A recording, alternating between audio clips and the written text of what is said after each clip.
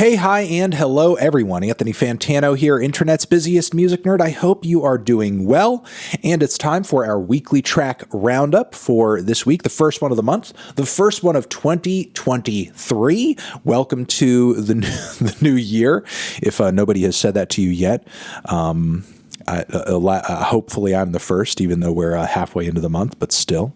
Yeah, I mean, we have returned and it is business as usual. All the tracks that I talk about in this video, I loved, hated, or felt somewhere in between. Regardless, they are all linked in the description box, so you check them out for yourself. We give those hot recommendations in this video, and we have a lot of cool, more obscure inbox fire straight from the email inbox in this video. So, be sure to check out some of the smaller artists in this one who I think are doing some cool stuff. But yeah, also linked down below, per usual, is our Turntable Lab link. If you go over there and buy some vinyl, some turntable stuff, some equipment, whatever, we get kickback from it. Helps out the channel.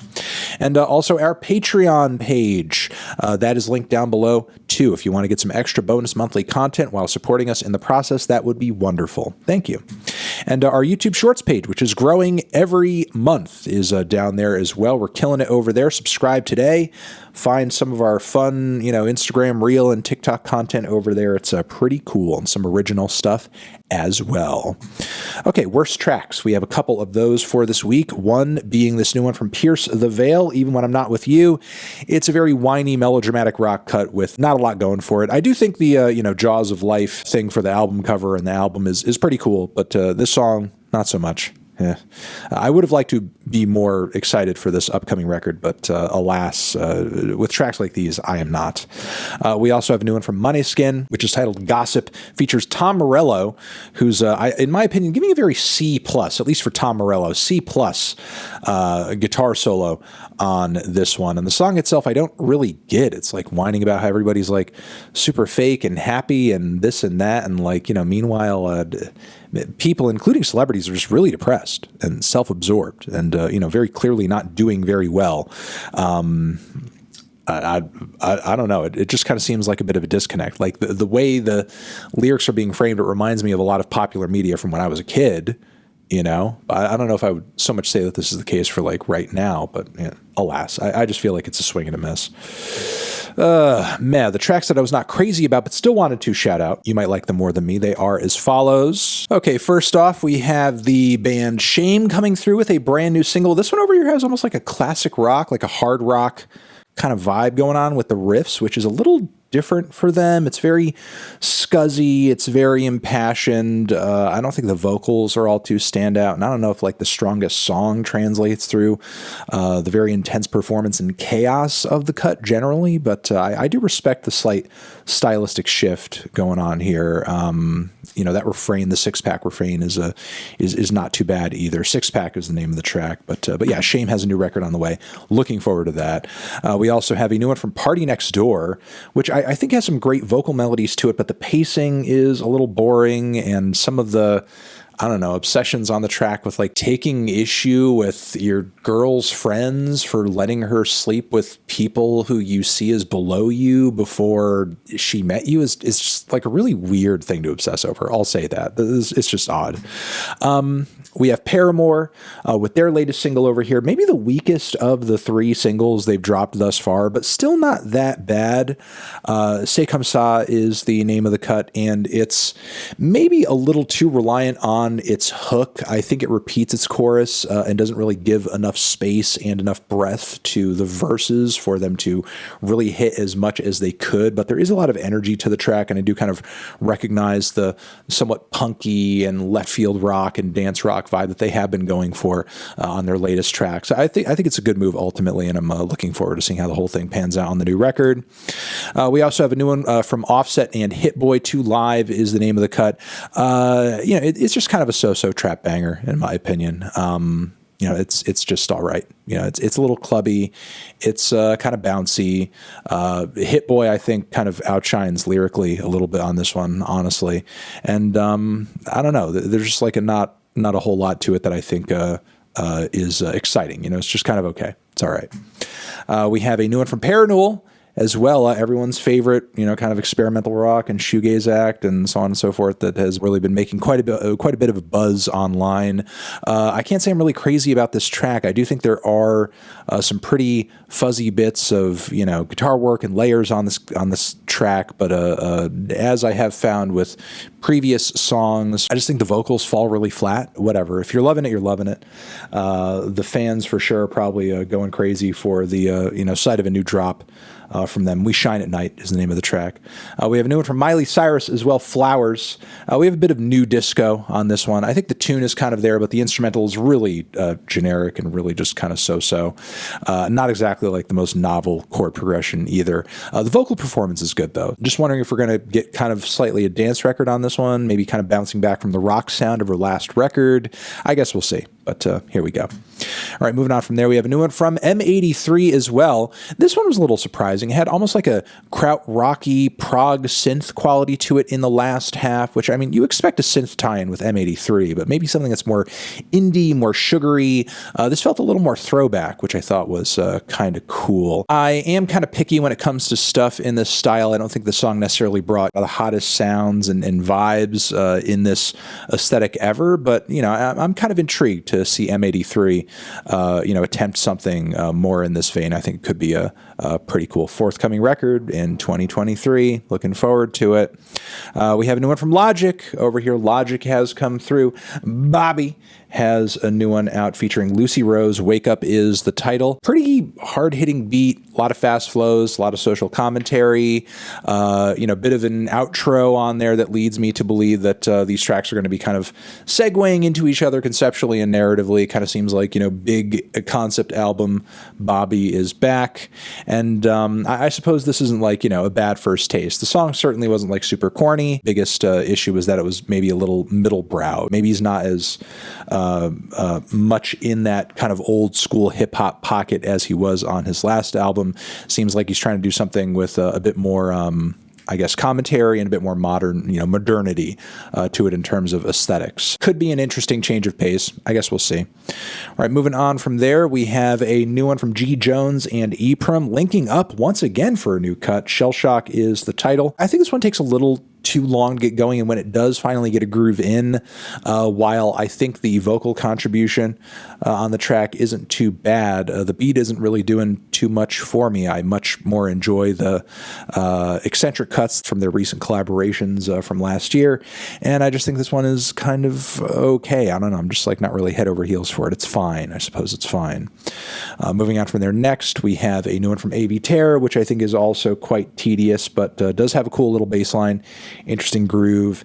Avey Tare's vocals aren't too bad either, but I think it could use a little bit more, switching up or progressing as it moves along. The title of the track is The Musical. Next, the best tracks of the week. We have quite a few of those going on for January 15th.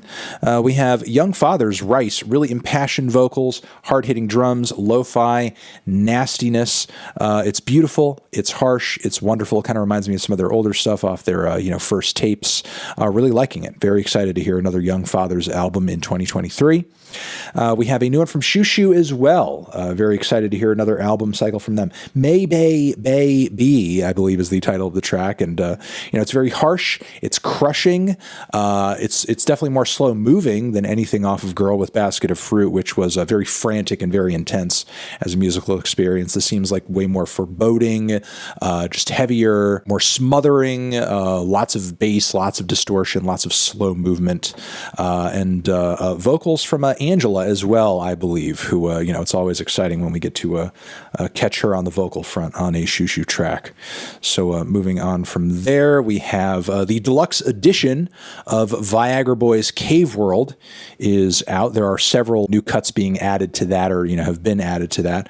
One of which I would like to point in your direction, It Ain't Enough, is amazing, almost like a very Stooges-esque, very driving, very proto-punk, very intense.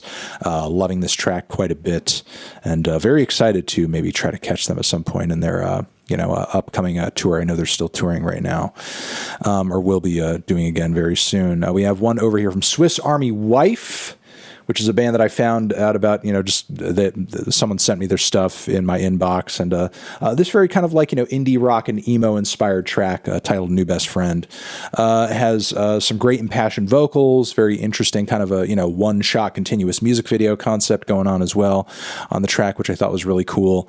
And yeah, just a very fun, but also sad guy kind of rock cut. That I think you guys might enjoy. We also have a new one from Skrillex with Fred Again. Flowdan is also in the mix on this track. It's a little short, and I wish it didn't end as abruptly as it does, but while it's on, man, this thing bangs. The beats are going, the flows are going. It's really got a fantastic energy to it, and I'm hoping that this pans out into a really excellent album cycle for Skrillex and anybody else who he crosses paths with in the year of our Lord 2023. We also have one over here from an artist that also kind of popped up in my inbox named Chase Plato. If you're really into Gene Dawson, artists like that, I think you'll really fuck with what Chase is doing. There's like kind of an indie and a punk element to it, but there's a lot of, I think, kind of a futuristic, but also hip hop inspired elements to the production as well. It's got a lot of attitude to it, but also very catchy. And yeah, give it a shot, give it a spin. I think you guys will like it. I saw quite a bit of hubbub when I shouted this track out on Twitter, so it seems like he's got a passionate fan base too. Mora Michelle has a record out that popped up in my email inbox as well. No Friends is the title. It's very low-key, kind of whispery, little indie pop cut, very dreamy, but kind of like in the sad and forlorn and almost like kind of listless energy coming off the lyrics and the song in general. It's a very introspective, very kind of lonesome little cut. I mean, it is titled No Friends. The music video that got shot for it as well is very cute, cool color palettes and, outfits and everything like that. Nice shoots. But yeah, look it up. It's really nice. Link down below. We also have one from Liturgy over here. Want to give a shout out to another taste of this forthcoming album. This one is not quite the epic, hard-hitting 15-minute experience that the first teaser was. This one is a very short but graceful and grand little vocal piece that is lovely and deeply layered and quite stunning. The title of it is Angel of Sovereignty. So looking forward to hearing more from this record. I hope you guys are too. We have a new one from JELEEL over here, who every time I hear this guy, he's like, almost like the Andrew WK of this rage trend that we're hearing in a lot of like, rap and trap right now. Like he just comes to tracks with such incredible, positive, just bright energy, and I'm loving it. Whoa!